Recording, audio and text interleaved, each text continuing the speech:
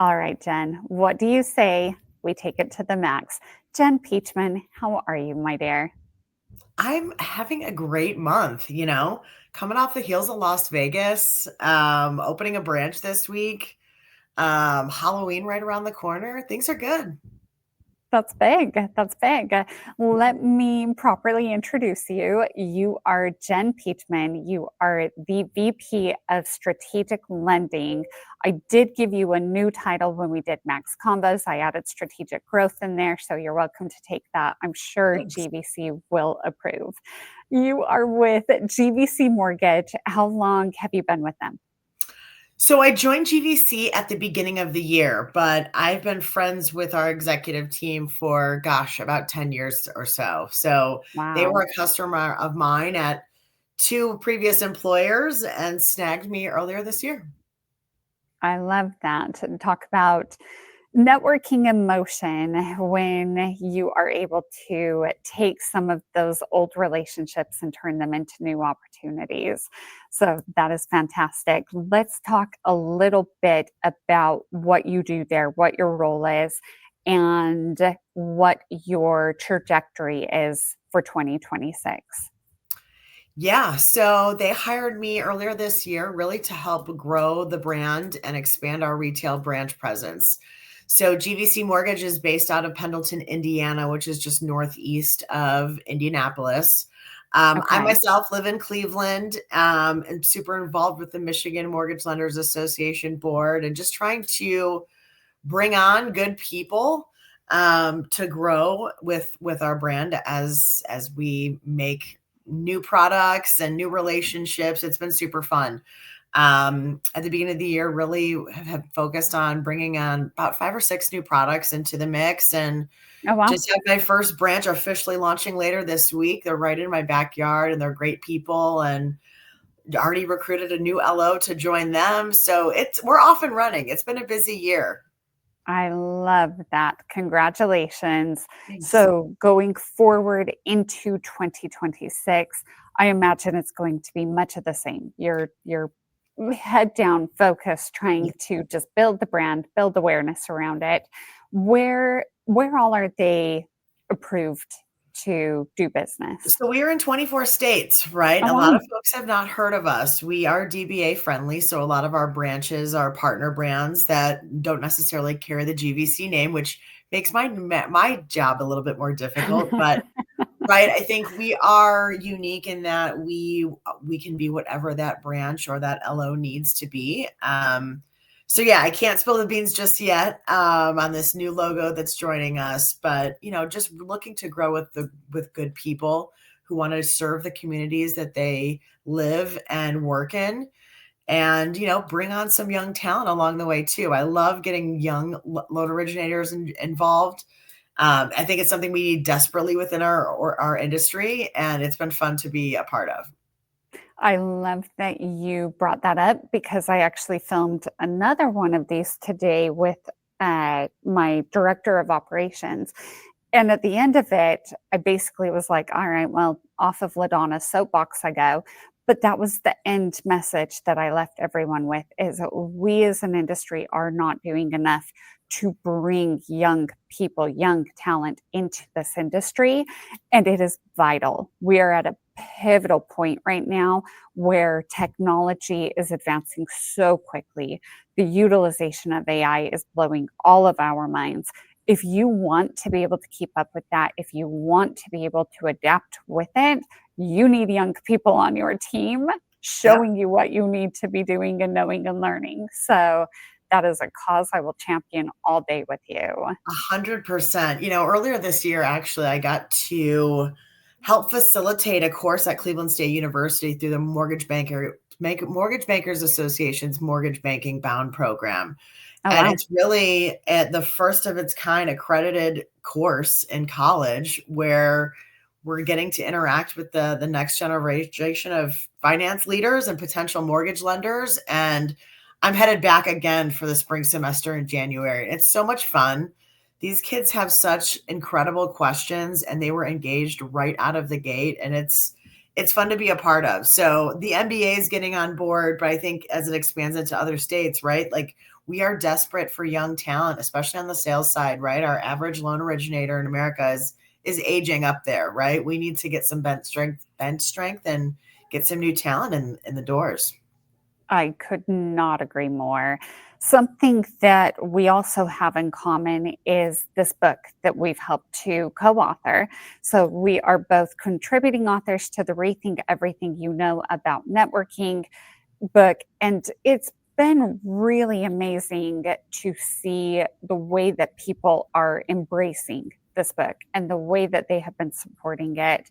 I think there are so many different perspectives in it and so many fantastic contributing authors from different walks and avenues within and outside of the housing ecosystem.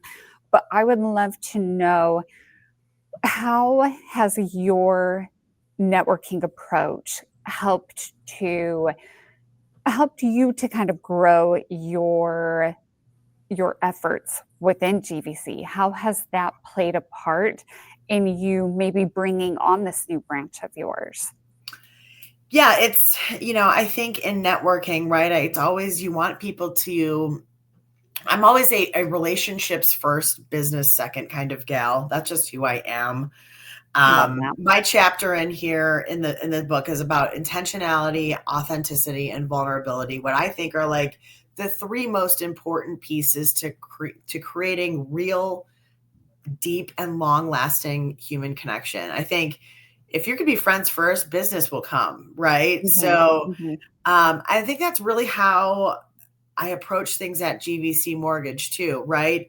I think, as I joined this company, I've seen them grow over the years, being a past client of mine. And when you have a family run organization that is just built with great people, you can feel it from the inside Mm, out. And mhm. I think a lot of opportunities that I've had with prospects or, folks that I'm chatting with currently are, they see that I'm excited about the organization and they want to learn more. Or it was a past client of mine and they're referring in a branch that is looking to potentially make a move, right? So a lot of it's, I'm not your traditional recruiter by any means.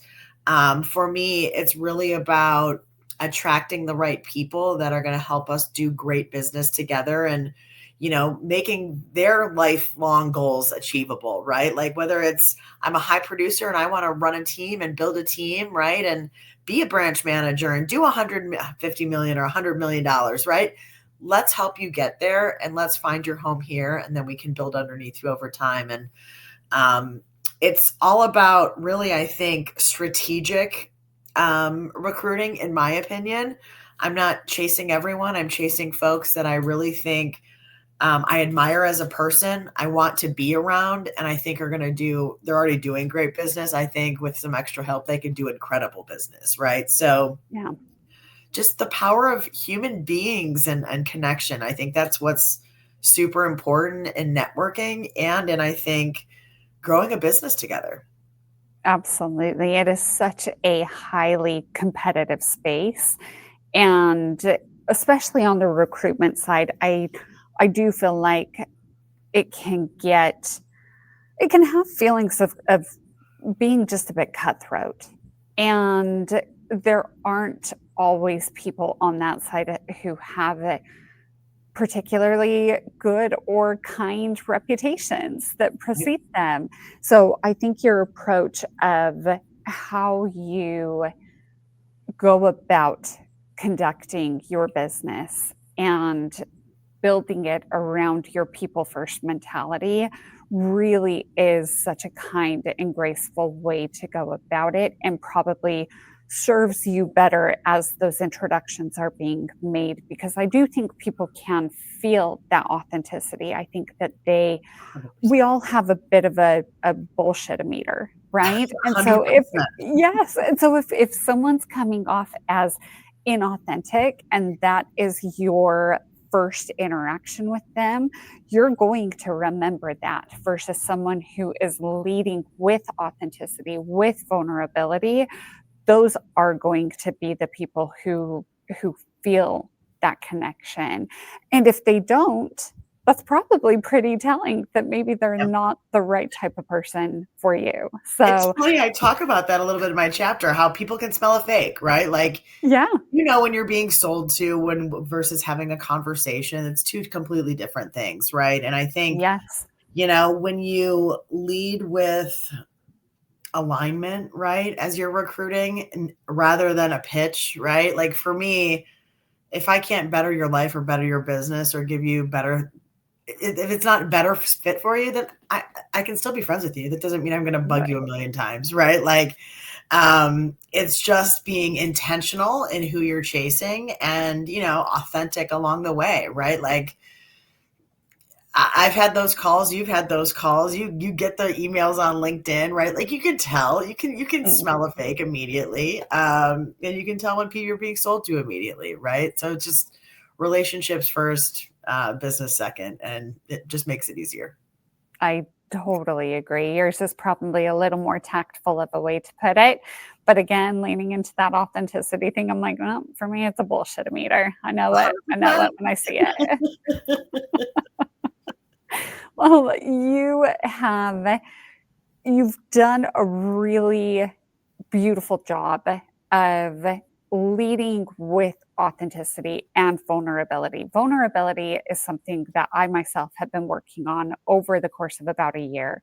Previous to this, I was in a position where vulnerability was not something that was encouraged. As a matter of fact, it was highly discouraged. And it it removed a lot of the human elements behind building the relationships that we built. And in branching out and starting up MaxClass, I wanted to shift and do things completely differently. And it's been really rewarding for me personally to see the way that when I'm willing to be more vulnerable, others open up around me so much quicker. I am a Scorpio through and through, even though I'm like on the Libra cusp. Vulnerability does not come naturally to me. It is not a thing, and it is something that I'm having to work at. Yeah. And seeing the way that you are able to put you and your personal life out there a bit has been really inspiring and sweet, and has allowed me to kind of open up my heart Oh, to being more being more willing to let people into my space, I yeah. guess is the best way to put it. So if you don't mind, let's chat a little bit more about that, because you are going through something right now that no parent wants to ever go through. Tell me a little bit about your daughter and her current situation. Yeah. So, well, thank you, first of all. And I feel like I'm a wear your heart on your sleeve type of gal. People will know if something's wrong if they just by looking at my face. I have zero poker face.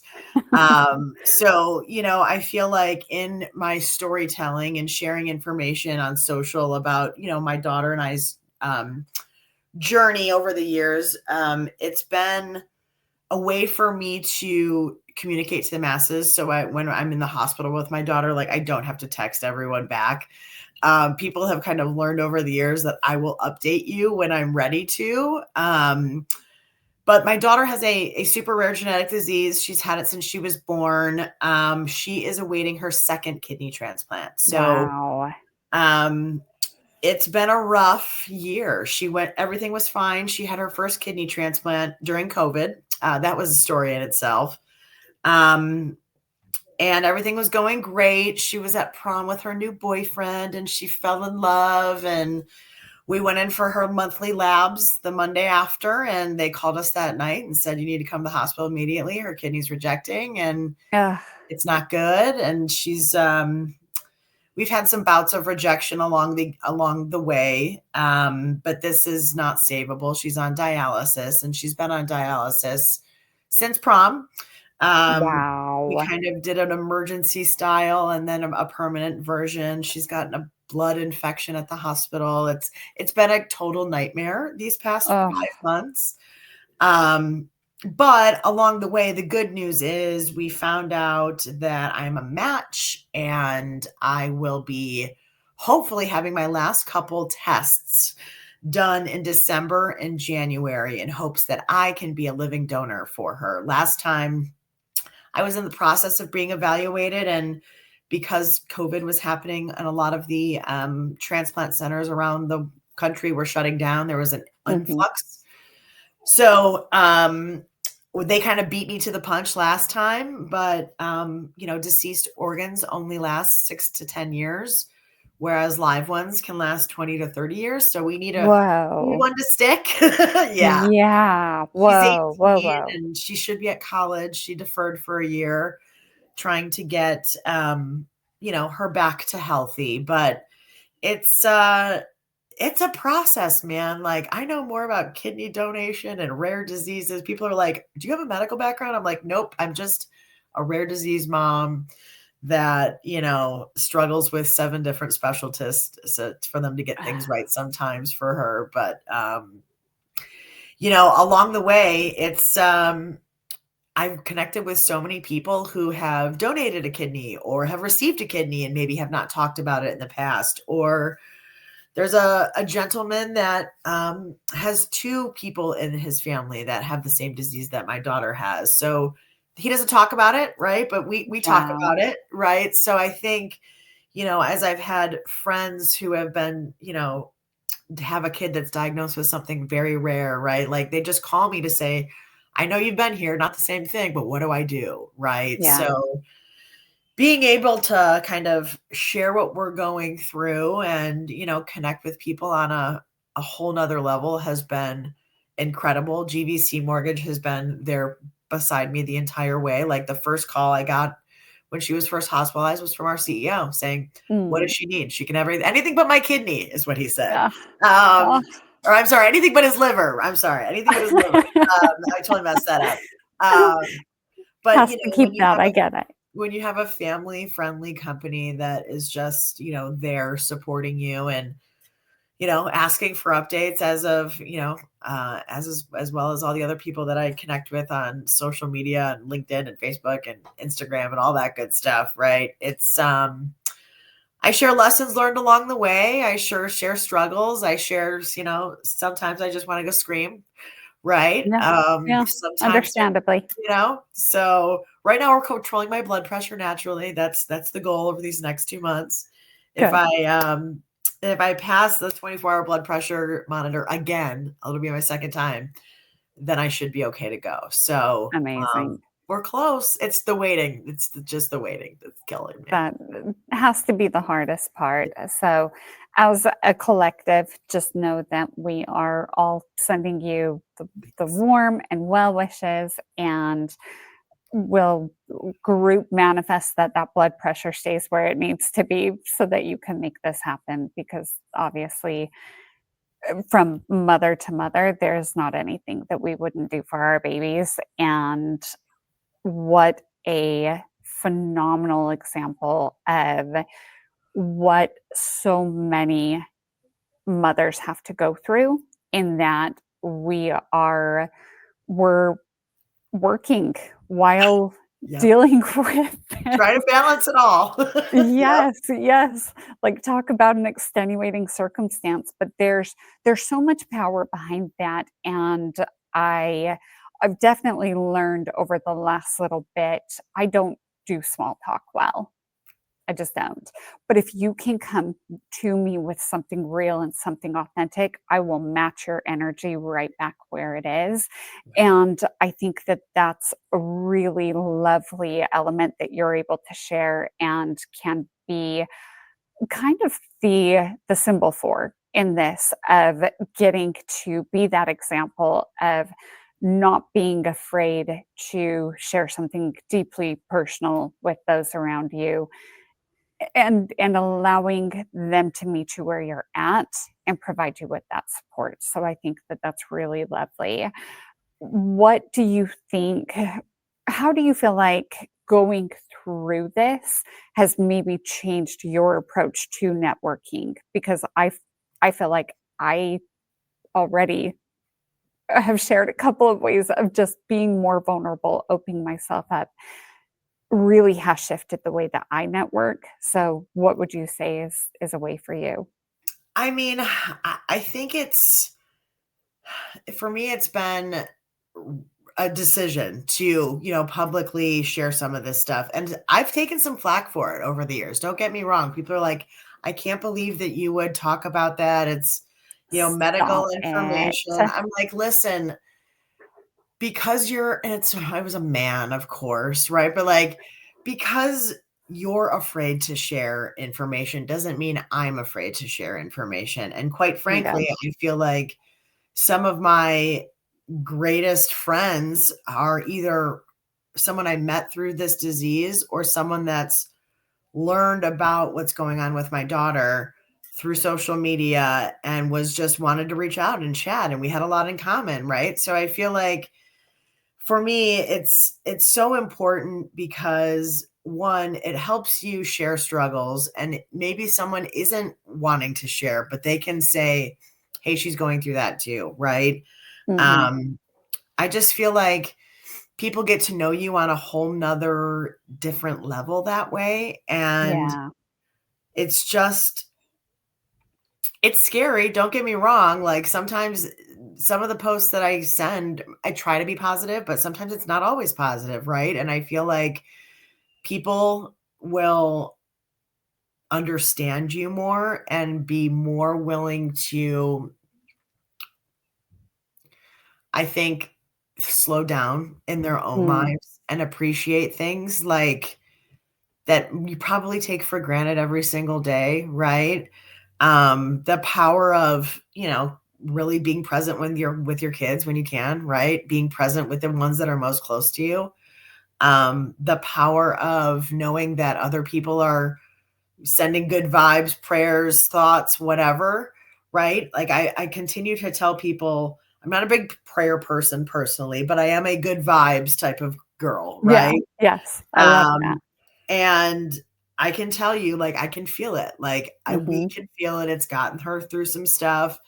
And I feel like people are just more understanding and empathetic when you are willing to share, and then they feel like they know you, right? So then when I Mhm. do run into someone who maybe I've never met before, it's an easier conversation. They already feel like we're friends or they Yeah. connect with me on some level, right? Um, it's about being genuine and being human, right? In the world of social everything, where Mhm. so much out there is fake or, inflated or Contrived. surface level, Yes. right? I Mhm. feel like storytelling and the real human connection happens when you share. Agreed. I completely agree, and I think there's so much power behind allowing other people to see that side of you because it does, you're so right. It fosters a quicker connection, and in a world where we are bombarded daily with AI versions of things and filtered versions of things and completely cleared up, fabricated, cleansed within an inch of its life kind of things. It can feel really isolating Mhm. when you're looking around at your life and you're saying, well, my life is not that perfect of a version of this. And so I think in sharing the hard stories and sharing some of the tougher deals, tougher transactions, even. It goes right along the same lines of what you see that works. And when when someone just, I don't know, when someone's too sunshine and rainbows, I'm like, oh, you're so saccharine that you're too sweet. And now I don't want any part of that. Right. I want the real. I would much rather be greeted with something real and gritty and authentic, and I think it, in the end, is what withstands. I like to use the example a lot of Las Vegas.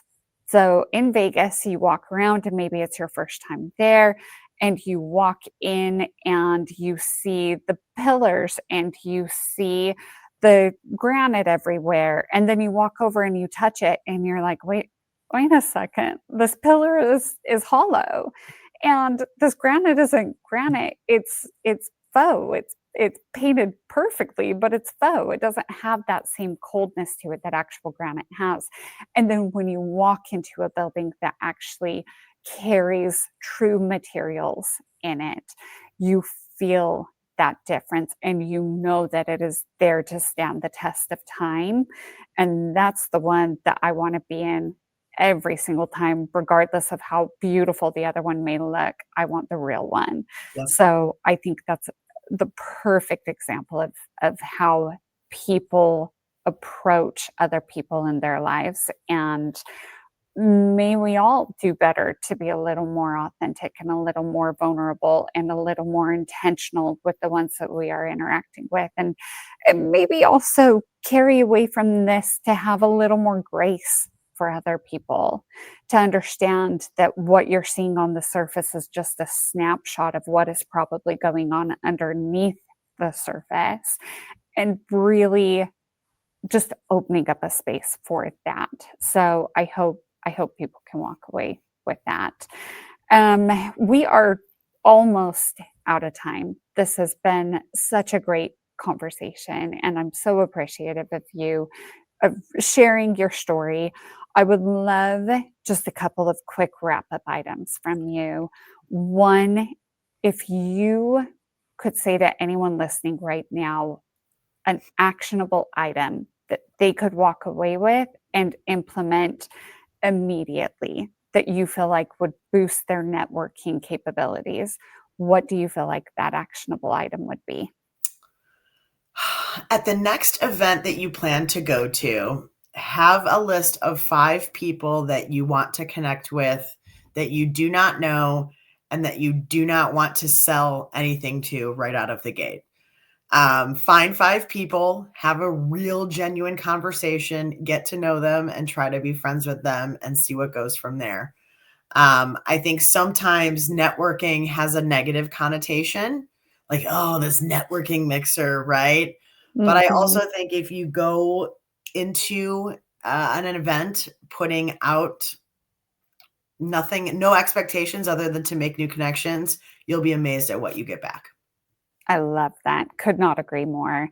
What is something that maybe earlier in your career you held as kind of a networking norm or a networking staple that now looking back you're like, "Oh, that was wrong. That was outdated," or even just tweaked it to make it to replace it with something that maybe is a little more suited to who you are today? I can look back at some of the outfits that I wore when I was, like, trying to, like, get everyone to know who I was or whatever Yes. and connect. Girl, that was not me. Like, Mm. I don't even know what I was wearing. I had total imposter syndrome, right? For Mhm. me, Mhm. if you catch me in high heels, there's probably something wrong with me. Check and make sure I feel okay. I'm probably gonna be in sneakers and Birkenstocks or sandals of some sort. Like, Love it. um, I think just be you. Just be you. Wear your heart on your sleeve and um, just be authentic. Like for me, I think when you walk into a sea of blue suits or black suits, if you can be the one to stand out, do that. Yes. In your own happy, comfortable way, Yep. do that. I mirrored that completely. Too much of my career was spent wondering, is this going to be okay? Is this appropriate? And then later just being like, I really don't care. It's what I want to wear. It's what I'm wearing. Even now with my instructors, they'll ask me, like, what do you want us to wear for class? I'm like, honey, whatever you are comfortable in. If it happens to be a brand color, I love that for me. If it's not, be comfortable, because Yep. when you're comfortable you are you, and that is what I want shining through. So I love that. Where can people connect with you? Where's the best place for people to connect with LinkedIn you? is probably the easiest. Yeah. Probably have the biggest following there. I share pretty regularly, normally 2 or 3 times a week. You can find my contact info there. And I'd love to chat. Amazing. Well, Jen, thank you so much for joining me for this. It's been fabulous speaking with you. I wish you all the best. I really do. And I hope that, like I said, as a community, we can all come together to send you those well wishes, those well vibes of just let's get that baby feeling better. So Thank you. I sending appreciate you it. that love. You bet. Exciting to be a part of this project with you. Thank you so much for having me on Yes, today. And hopefully I'll my get to bump pleasure. into you soon and we'll get more than like 3 seconds together.